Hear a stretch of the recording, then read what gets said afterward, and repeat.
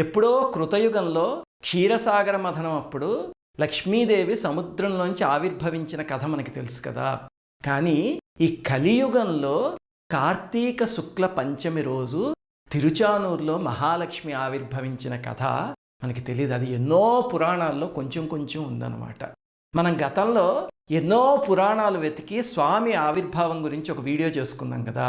మరి ఆయన గురించి వీడియో చేసేసి అమ్మ గురించి వదిలేస్తే అమ్మ ఊరుకుంటుందా? అందుకని ఎన్ని పురాణాలు వెతికించిందో తల్లి. అసలు తిరుచానూరులో ఉన్నది అలిమేలు మంగమ్మ, పద్మావతి దేవ, లక్ష్మీదేవ అని మనకి సంశయం వస్తుంది. అలాగనే తిరుమల కొండ మీద స్వామివారితో పాటు ఇంక అమ్మవారు ఉండరు చూడండి. అమ్మవారు లేకుండా అసలు విష్ణుమూర్తి ఆలయం ఎక్కడైనా ఉంటుందా? ఎందుకు అలా ఉందండి అని మనకి ఎన్నో సందేహాలు వస్తాయి కదా. సరే, ఇప్పుడు అలిమేలు మంగమ్మ చరిత్ర తెలియాలి అంటే మనకి 6 లక్ష్మీ స్వరూపాల గురించి తెలియాలి. షడ్లక్ష్ములు అంటారనమాట. ఆ 6 తెలిస్తే అప్పుడు అర్థమవుతుంది. మొట్టమొదటి లక్ష్మి వేదలక్ష్మి. ఈ కథ జరిగింది త్రేతాయుగం సమయంలో.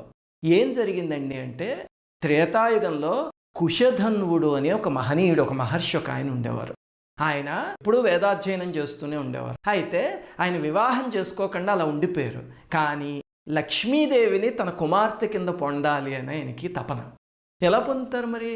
ఒకసారి ఏమవుతుందంటే, ఆయన వేదాధ్యయనం చేస్తూ ఉండగా ఊర్వశి అటు పక్క నుంచి వెళ్తూ ఉంటుంది.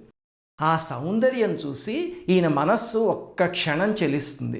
వెంటనే రేతస్కరణమయ్యి అందులోంచి ఒక కుమార్తె పుడుతుంది. లక్ష్మీదేవి భూమి మీదకి వచ్చి పుడుతుంది అనమాట. వేదం చదువుతూ ఉండగా పుట్టింది కాబట్టి ఆ తల్లికి వేదవతి అని పేరు పెట్టారు. తల్లి పుట్టినప్పటి నుంచి నారాయణుడి మీదే మరి ధ్యాస. లక్ష్మీదేవి కదా మరి దిగొచ్చింది. దాంతో ఆవిడ తపస్సు చేసుకుంటూ ఉంటుంది. ఎక్కడో హిమాలయాల్లో తపస్సు చేసుకుంటూ ఉంటే రావణాసురుడు పుష్పక విమానంలో వెళ్తూ ఆ తల్లిని చూస్తాడు. ఆ తల్లిని చెరపట్టాలని ప్రయత్నించేసరికి ఆవిడ అగ్నిలో తనని తను ఆహుతి చేసేసుకుంటుంది.